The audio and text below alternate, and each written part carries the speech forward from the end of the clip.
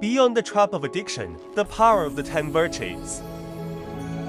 Hello everyone, and welcome to today's deep dive. We often hear the word cultivation, but many people's understanding remains at the level of superficial talk or hearing. Today, through a powerful teaching from the Dasa Kshitigarbha Sutra, the 10 wheels of Kshitigarbha, we will uncover a profound truth. If you want to leap out of the mire of fate and obtain true benefit, joy, and peace, there is an unavoidable underlying logic: the 10 virtuous karmic paths, 10 good deeds. Today, we will redefine what is meant by sexual misconduct yin, deconstruct the labels of definition in our brains, and explore how to use the lever of the good spiritual friend, Kaliya Amitra, to plant the seeds of achievement in the soil of life. Chapter 1, Redefining Sexual Misconduct. Who is stuck in the swamp? First, we must perform a mental debug on a core term: sexual misconduct. In traditional understanding, this seems only related to illicit sexual affairs. But as the master tells us, if you consult the Kanshi dictionary, you will find that the original meaning of yin is to be immersed in, or to sink into. In a broad sense, it refers to being so immersed in a certain point that one is unable to extricate oneself. This includes various modern addictions: digital immersion, swiping short videos, playing games, or scrolling through phones, getting so sucked in that you cannot get out. This is the yin. Sensory immersion, gluttony, obsession with play, a habit for chess or mahjong, or even wallowing in certain emotions. Mental immersion, idle daydreaming for no reason. This is called mental lust, because you cannot pull yourself out of the script of your fantasies. You are unable to observe reality as it is. The master emphasizes that anything that destroys your state is a normal person. Any attachment you are stuck in falls into this category. Even a Dharma attachment, reaching the shore but refusing to leave the boat, is a form of yin. Because as long as you are stuck and unable to get out, your life stops moving forward, and you fall. Chapter 2, The Crisis of Grateful Speech. Don't be a Mahayana talker. In the 10 wheels of Kshitigarbha, there is a very stern warning: if a person does not truly seek the 10 virtuous karmic paths, and cannot even protect a single virtuous path, yet declares to the world, "I am a true practitioner of the Mahayana. I seek supreme Bodhi," the Buddha defines this person as extremely deceitful and a teller of great false speech. Why is this so severe? Because it deceives the world. True Buddhism must begin with the 10 virtues. Many feel, is it enough if I just keep one? But the master points out the truth. The roots of the 10 evils are all the same: ignorance, delusion, and wrong views. If you truly master one virtuous path, it means you have pulled out the roots of ignorance and wrong views. If the roots remain and you claim to keep one virtue while still committing the other 9, that protection is just an act. If the root is severed, the branches cannot grow. If the root is still there, claiming to only cultivate one branch is a lie. Chapter 3, What is true aspiration? Look at your face and pride. Many say, "I want to become a Buddha," or "I want liberation." But the master asks us, is this a true aspiration? Look at when we seek fine food, enjoyment, or fame and fortune. For that desire, we can pay any price, even to the point where we don't want our face anymore, giving up all dignity and pride. That kind of intensity and total commitment is what is called a true aspiration. Regarding the Dharma, we often just listen and try to understand. It is neither true nor an earnest seeking.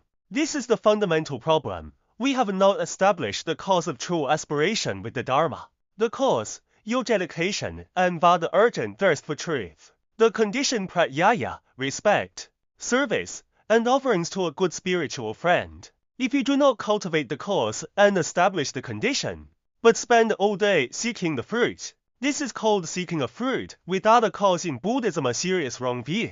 Chapter 4, The Labels of the Mind. Who defines delicious and fun? Why do we fall into immersion? Because our brains are covered in labels. This is the meaning of, all things are originally at leisure.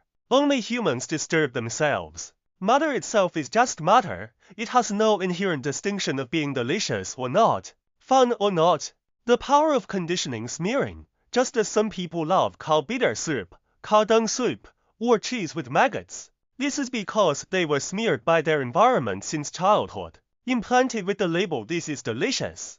the illusion of definition, your mother tongue, your aesthetics, your hobbies, these are all labels attached after the fact. If you don't understand that everything is just a label and you take it as real, this is called ignorance. Cultivation is a process of tearing off wrong labels. When you truly understand that things are just things and are no longer deluded by false definitions, you can wake up from the self-righteous state of a madman. Chapter 5. The soil of achievement. Why the 10 virtues are absolute.